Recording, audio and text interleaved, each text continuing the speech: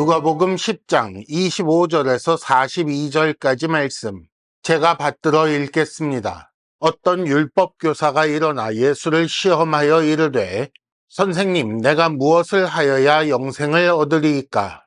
예수께서 이르시되 율법에 무엇이라 기록되었으며 네가 어떻게 읽느냐?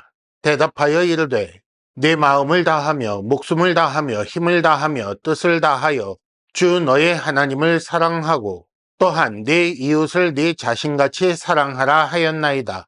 예수께서 이르시되 네 대답이 옳도다. 이를 행하라. 그러면 살리라 하시니 그 사람이 자기를 옳게 보이려고 예수께 여짜오되 그러면 내 이웃이 누구니이까? 예수께서 대답하여 이르시되 어떤 사람이 예루살렘에서 여리고로 내려가다가 강도를 만나매 강도들이 그 옷을 벗기고 때려 거의 죽은 것을 버리고 갔더라. 마침 한 제사장이 그 길로 내려가다가 그를 보고 피하여 지나가고 또 이와 같이 한 레위인도 그곳에 이르러 그를 보고 피하여 지나가되 어떤 사마리아 사람은 여행하는 중 거기 이르러 그를 보고 불쌍히 여겨 가까이 가서 기름과 포도주를 그 상처에 붓고 싸매고 자기 짐승에 태워 주막으로 데리고 가서 돌보아 주니라. 그 이튿날 그가 주막 주인에게 데나리온 둘을 내어주며 이르되 이 사람을 돌보아 주라. 비용이 더 들면 내가 돌아올 때에 갚으리라 하였으니 네 생각에는 이 세 사람 중에 누가 강도 만난 자의 이웃이 되겠느냐? 이르되 자비를 베푼 자니이다. 예수께서 이르시되 가서 너도 이와 같이 하라 하시니라. 그들이 길 갈 때에 예수께서 한 마을에 들어가심에 마르다라 이름하는 한 여자가 자기 집으로 영접하더라. 그에게 마리아라 하는 동생이 있어 주의 발치에 앉아 그의 말씀을 듣더니 마르다는 준비하는 일이 많아 마음이 분주한지라. 예수께 나아가 이르되 주여 내 동생이 나 혼자 일하게 두는 것을 생각하지 아니하시나이까? 그를 명하사 나를 도와주라 하소서. 주께서 대답하여 이르시되 마르다야 마르다야 네가 많은 일로 염려하고 근심하나 몇 가지만 하든지 혹은 한 가지만이라도 족하니라. 마리아는 이 좋은 편을 택하였으니 빼앗기지 아니하리라 하시니라. 아멘. 오늘 말씀은 어떤 율법 교사가 예수를 시험하는 것으로 시작합니다. 70명의 전도대가 돌아왔고 그들의 보고를 받으신 후에 그들을 향하여 가르침을 주시던 그때 거기서 일어난 일이라고 볼 수밖에 없는 그런 흐름 속에서 오늘 말씀이 시작됩니다. 그러므로 우리는 어떻게 생각할 수 있는가? 예수께서 많은 사람들을 향하여 말씀하시고 가르치시는 중에 그 예수의 말씀을 듣는 무리 가운데 율법 교사도 있었고 그렇게 하고 계시는 중에 그 70명이 돌아왔고 그래서 예수께서는 그 70명을 향하여 가르침을 주셨는데 그런데 거기 많은 사람들 중에 섞여 있던 이 율법 교사가 갑자기 일어나서 예수를 시험하여 이 질문을 한 것이다. 이렇게 볼 수가 있다는 말입니다. 그렇기 때문에 예수께서 23절에 제자들을 향하여 조용히 말씀하셨다. 즉, 다른 사람들이 듣지 못하게 비밀 이야기를 하셨다라는 것으로 우리는 생각할 수가 있게 되는 것이지요. 그렇다면 율법교사가 무슨 말을 들었겠습니까? 그 70명을 향하여 20절에 너희 이름이 하늘에 기록된 것을 기뻐하라. 그렇게 너희가 천국에 속한 것을 기뻐하라 라는 그 말씀 해주시는 것을 그가 들었을 것이고 그래서 율법교사가 25절에 무엇을 하여야 영생을 얻겠습니까? 무엇으로 영생을 얻는 것입니까? 어찌하여야 하늘에 그 이름이 기록되는 것입니까? 라는 질문을 할 수 있게 되었다. 이렇게 볼 수 있는 것입니다. 율법 교사는 그러니까 내가 무엇을 하면 영생을 얻는가? 영생을 얻으려면 어떻게 해야 하는가? 그들처럼 천국의 이름이 기록되려면 어찌해야 하겠는가? 라는 질문으로 자기가 생각하는 것과 예수님의 가르침이 같은지 알아보는 그런 시험을 했다라는 말이 되겠습니다.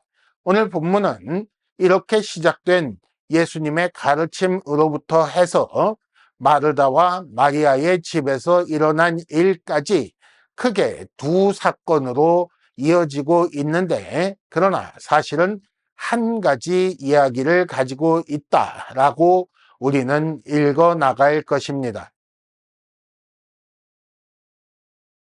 율법교사의 질문은 무엇을 해야 영생을 얻는가라는 것이었는데, 이 영생이라는 것이 그저 단지 이 땅에서 영원토록 산다, 오래오래 산다라는 말이 아닙니다. 당연히 천국에서의 삶을 말하는 것이며 하나님 나라에 속한 자로서 사는 삶을 의미하는 것입니다. 하나님 나라에 속하였다, 천국에 들어갔다라는 말이 도대체 무슨 뜻인지 생각해 보시기 바랍니다. 그 나라는 하나님 나라이니까 하나님께서 왕으로 다스리시는 나라이고, 하나님의 뜻이, 하나님의 명령이 곧 법인, 그리고 삶의 기준인 그런 나라입니다. 그런데 그 나라가 세상과 무엇이 다르기에 그 나라에 들어가고 싶어 하는가? 사람이라는 존재는 사람 외부에서 공급되는 것으로 생명을 이어가고 삶을 영위하는 그런 존재입니다. 그런데 그 인간 외부로부터 공급되어 인간을 살게 하는 그 모든 것을 누가 공급하신다? 하나님께서 공급하신다. 그것이 하나님 나라다. 이렇게 볼 수 있는 거지요. 근데 조금 더 근원적으로 살펴보자면 하나님 나라가 어찌하여 그런 공급을 받을 수 있는가? 하나님 자신이 생명이 되시는 분이신데 그 하나님과 함께 함으로 하나님으로부터 생명을 공급받아 영원한 삶이 가능한 그런 나라가 하나님 나라인 것입니다. 그래서 하나님 나라에 하늘에 이름이 기록된 것이라는 말을 들으면서 어떻게 해야 그 나라에 들어가는 것입니까? 어찌해야 영생을 얻는 것입니까? 라는 질문이 나오게 되었던 것입니다. 그래서 예수께서는 다시 질문으로 답을 주십니다. 율법은 무엇이라고 기록하고 있는가? 그것을 너는 어떻게 읽고 있는가? 이렇게 말씀하십니다. 율법이라는 것은 토라라는 히브리어를 번역한 것인데 하나님의 가르침이라는 의미를 가지고 있습니다. 그런데 그거를 율법을 너는 어찌 읽느냐? 너는 그것을 어떤 의미로 받아들이느냐라고 묻고 계시는 전형적인 랍비의 토라 교육식의 그런 질문을 하고 계시는 것입니다. 그런데 이것을 앞에 이미 제가 드린 말씀과 그 얘기와 함께 생각해 봅시다. 토라라는 것은 하나님의 가르침, 즉 하나님께서 가르쳐 주신 하나님의 뜻이요, 하나님 나라에서는 법이 되는 것입니다. 그렇기 때문에 그것을 지키지 않는다면 그 나라에서 삶을 이어갈 수가 없는 법이지요. 그러니까 천국을 살기 위해서는, 천국에서 살기 위해서는 그 법을 지켜야 하는 것입니다. 그런데 단지 지킨다가 문제가 아니고 여기서 중요한 것은 무엇이다? 지키는 수준이 문제가 되는 것입니다. 하나님께서 토라를 통해 주신 그 법의 내용, 율법이라고 불리우는 구약 성경을 통해 주신 그 법의 내용은 내용과 함께 수준도 담겨 있습니다. 27절에 율법교사의 답을 한번 보시지요. 뭐라고 나와 있습니까? 마음을 다하여 또 목숨을 다하여 힘을 다하여 뜻을 다하여 주 하나님을 사랑하고 또한 이웃을 자기와 같이 사랑하라 이렇게 나와 있습니다. 확실히 율법 교사는 율법 교사이지요. 그 토라를 가르치는 자로서 참 잘 알고 잘 요약하고 있습니다. 그런데 법의 내용은 하나님 사랑이고 이웃 사랑인 건 알고 있지만 지키는 수준도 알고 있는가라고 하면 글쎄요, 그거를 알고 있었다고 보기 조금 힘든 게 이 수준을 만일 안다면 겁이 나서 이 율법을 지키고 있다고 감히 말할 수가 없습니다. 수준이 어떻게 된다고요? 하나님 사랑을 하기 위해 무엇을 건다고요? 마음을 다하고 목숨을 다하고 힘을 다하고 뜻을 다한다라고 되어 있습니다. 다한다라고 되어 있는데 여러분 다 할 수 있습니까? 이게 문제라는 것입니다. 그래서 이 답을 들으신 예수께서는 뭐라고 하시는가요? 네 말이 옳다. 가서 행하라. 그러면 살 것이다. 라고 말씀하십니다. 당연한 말씀이에요. 하나님 나라에 속한 자로서 하나님 말씀을 지키면 하나님 뜻대로 살면 하나님께서 주시는 생명을 받아 누리는 것은 당연한 것입니다. 그런데 무엇이 걸린다고요? 행하라 라는 말이 걸리는 거예요. 행하기는 행하는데 어떤 수준으로 행하라? 마음을, 뜻을 다하여 행하라 라고 되어 있는 것입니다. 그렇게 할 수 있다고요? 아니요. 절대로 그렇게 할 수 없습니다. 그런데 이 율법교사는 자신감을 가지고 있었던 것입니다.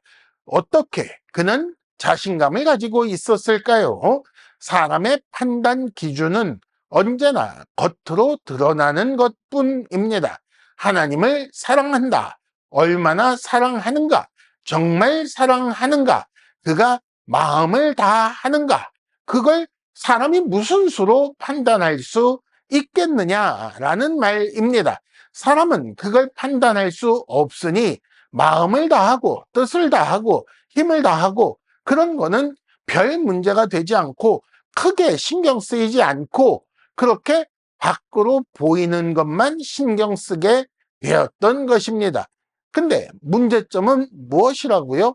율법을 행하는 기준이 하나님께 있어야 하는데 그것을 자기 생각, 자기 기준을 따라 판단하게 되었으니 그때는 그 율법이 하나님의 가르침이 아니요 자기 뜻, 자기 생각, 그러니까 자기가 왕인 나라를 사는 것이 되었다라는 그런 말씀입니다. 이런 사실을 몰랐기 때문인지 나름대로 자신감이 있었던 율법 교사는 29절에 보니까 옳게 보이기 위해 다음 질문을 합니다. 뭐라고 물었는가? 내 이웃이 누구입니까? 라고 질문했습니다.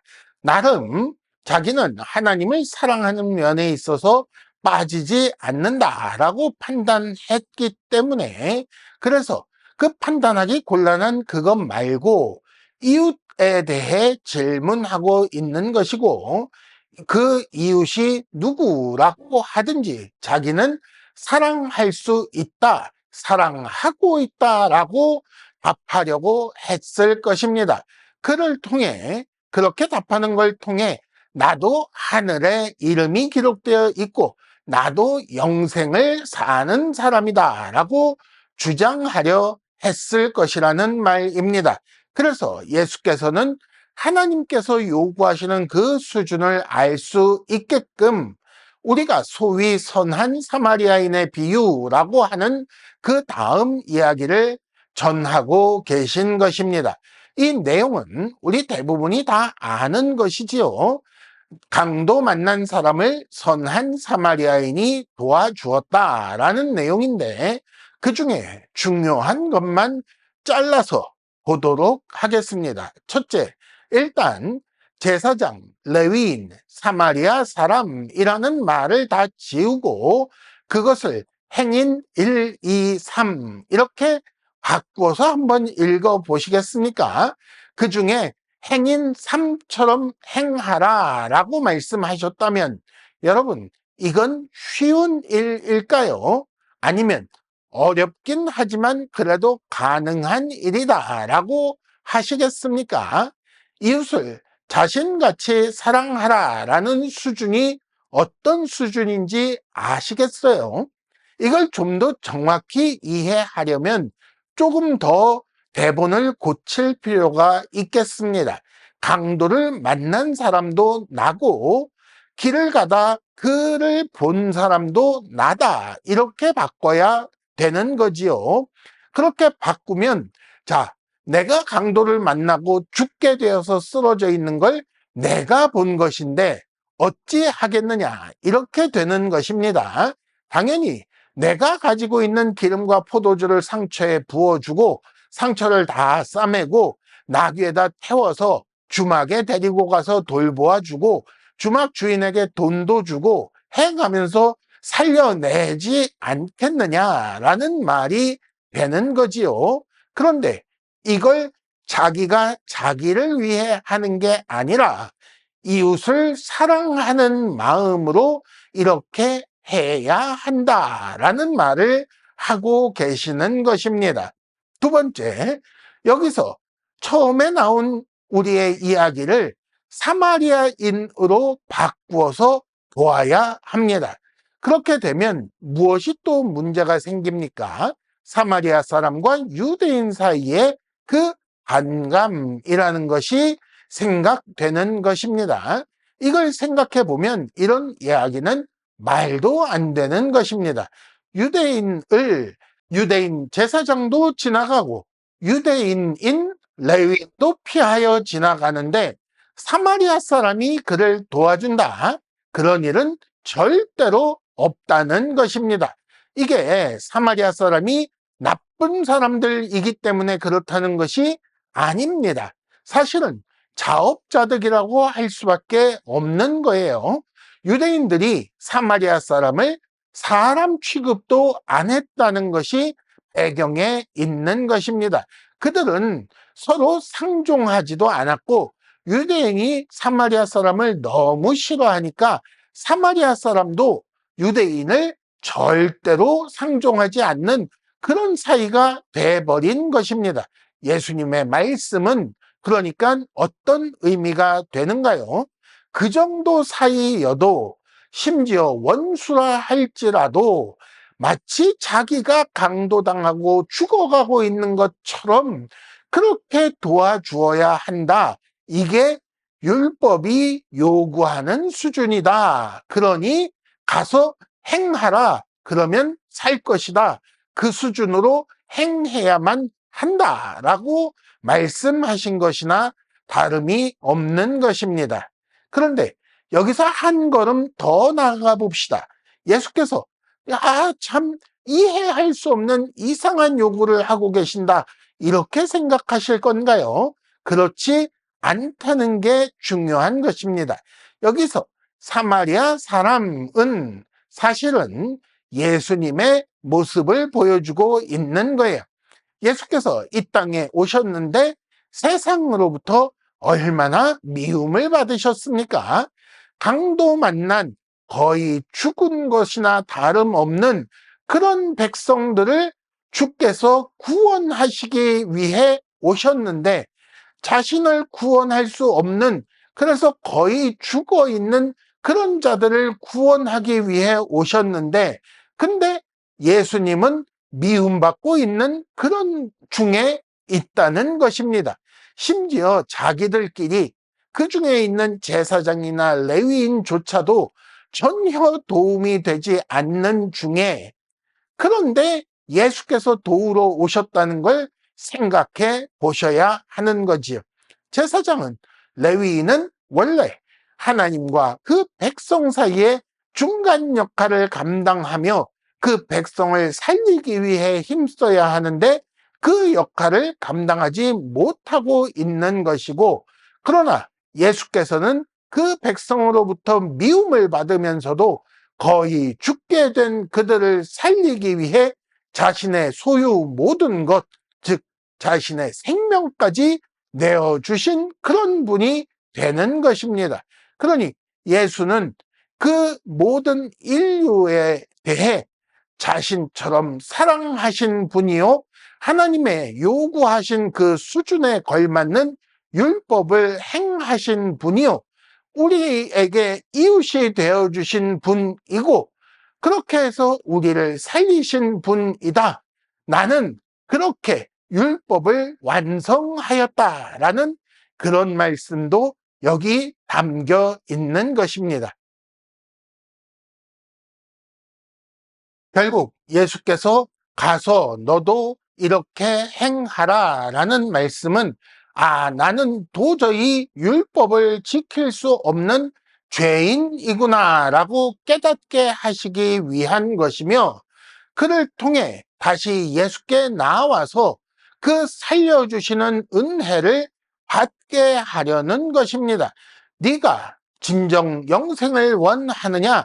내가 이웃을 사랑하여 살게 하는 그 사랑, 그 은혜를 받아서 살아라 라고 그렇게 말씀하시는 것이며, 예수의 그 원수를 향한 사랑을 받아야 살 수 있다는 것을 가르쳐 주신 것입니다. 사실은 이것이 예수께서 계속해서 전하여 오신 그 복음의 내용입니다. 예수의 은혜로, 예수의 사랑으로 말미암아 살게 된다는 그 복음의 핵심이 바로 이 내용이며, 그러므로 39절에 마리아가 주의 발치에 앉아서 듣던 그 말씀, 그것도 이런 같은 말씀, 복음이라고 생각하게 되는 것입니다. 그런데 문제는 마르다가 준비하는 것이 너무 많아서 마음이 분주하였다라는 데서 시작합니다. 마리아는 지금 복음을 듣고 그것을 받아들이는 일에 전념하고 있는데, 마르다는 대접을 하려니 마음이 분주한 거지요. 그래서 예수님께 말씀을 드립니다. 내 동생이 나만 일하게 하는 거 보이시지 않습니까? 나를 도와주라고 명령하셔야 되는 것 아닙니까? 라고 말했습니다. 그래, 마리아야, 일어나서 마르다랑 같이 준비해야지 라고 이렇게 보내시기를 기대하고 이런 말을 했을 텐데, 그런데 예수께서는 마르다를 향하여 다른 말씀을 주십니다. 41절, 네가 많은 일 때문에 염려하고 근심하는구나. 그러나 한 가지, 그 한 가지가 참 중요한데 너는 그걸 안 하고 있구나 라고 말씀하셨습니다. 우리말로는 야, 뭘 그렇게 많이 준비하느라고 분주하고 그러냐, 조금 덜 하면 되지, 지금까지 한 거면 충분해 라는 식으로 읽히는 그런 말씀입니다만은, 원래 의미를 조금 더 살려서 다시 말씀을 드리자면, 마르다야, 너에게는 지금 한 가지가 없는데 그 한 가지 필요한 것, 그걸 해야 한다라는 그런 말씀을 하셨던 것입니다. 그러니까 마르다가 많은 일 때문에 사실 정말 필요한 한 가지를 잊었다라고 말씀하시는 것이고, 그런데 그것을 마리아는 이 좋은 편을 택하였다라고 했으니, 둘 중에 마리아는 이것을 택하고 너는 다른 것을 택하였는데, 그런데 마리아가 택한 이것이 더 좋은 것이다 라고 말씀하신 것입니다. 좀 더 구체적으로 얘기하자면, 많은 일을 통해 사랑으로 섬기는 쪽을 택한 것이 마르다이고, 예수님의 사랑을 받는 쪽으로, 예수님의 섬김을 받는 쪽으로, 예수께서 주시는 것을 받는 쪽으로 택한 것이 마리아라는 것이고, 그런데 마르다보다는 마리아가 좋은 편을 택하였다라고 그렇게 말씀하신 것입니다. 어쩌면 많은 사람들이 선행을 통해, 섬김을 통해, 이웃사랑을 통해 율법을 지켜 천국에 가려는 길을 추구하고 있는지도 모릅니다. 그런 면에서 율법교사와 마르다는 사실은 같은 모습을 가지고 있는 것이지요.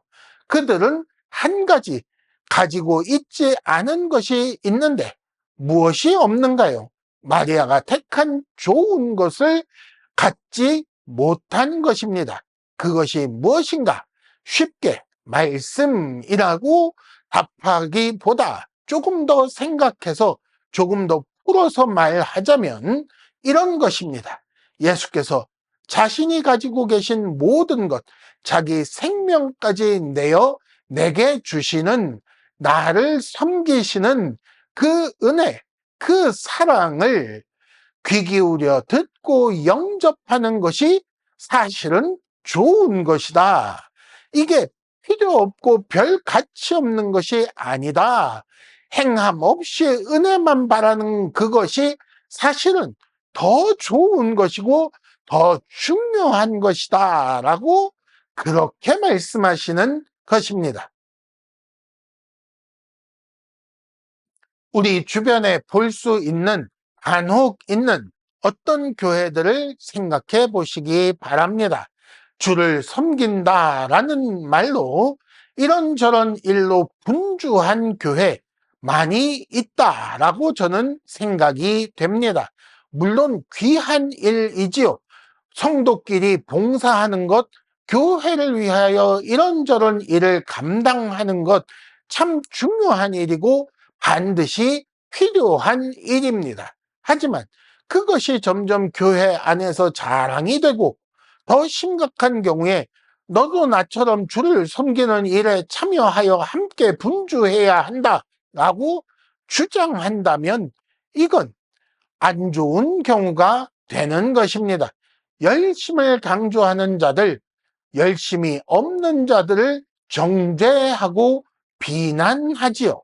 이는 무엇을 해야 영생을 얻는가라는 질문에 대해 너도 이런저런 일을 해야, 율법을 행해야 하나님 앞에 구원을 받는다, 영생을 얻는다, 이렇게 말하는 것이나 마찬가지요. 이는 결국 율법을 택하는 것이 되는 것입니다. 그런데 그것보다 먼저는 무엇인가? 마치 마리아처럼 예수의 발치에 앉아 예수의 사랑과 은혜를 바라보며 그것에 의지하는 것이 먼저가 돼야 되는 것입니다. 믿음의 삶, 하나님 나라의 삶을 연습하는 것으로서 서로 섬기고 봉사하는 일은 교회 안에 반드시 있어야 하는 일이기는 하지만 그건 조금 나중 일이고, 그리고 그것은 누군가 강요하여 되는 일이 아니라 자발적으로 나서야 하는 일인 것입니다. 그걸로 영생을 얻는 것이 아니고, 그러므로 그것 때문에 정죄하고 비난해서는 안 된다는 것입니다. 사람의 본성은 어떤 일을 하여 보상을 받는 것을 당연하게 생각합니다마는, 그래서 천국도 영생도 그렇게 얻으려고 합니다마는, 그래서 기독교가 변질되고 있다는 것을 여러분 생각하셔야 합니다. 이 본성 말고 오직 예수의 사랑, 그 사랑으로 주시는 은혜, 예수께서 우리를 위하여 내어주시는 것을 받아 누리는 그 좋은 편을 빼앗기지 않으시는 여러분이 되시기를 바랍니다.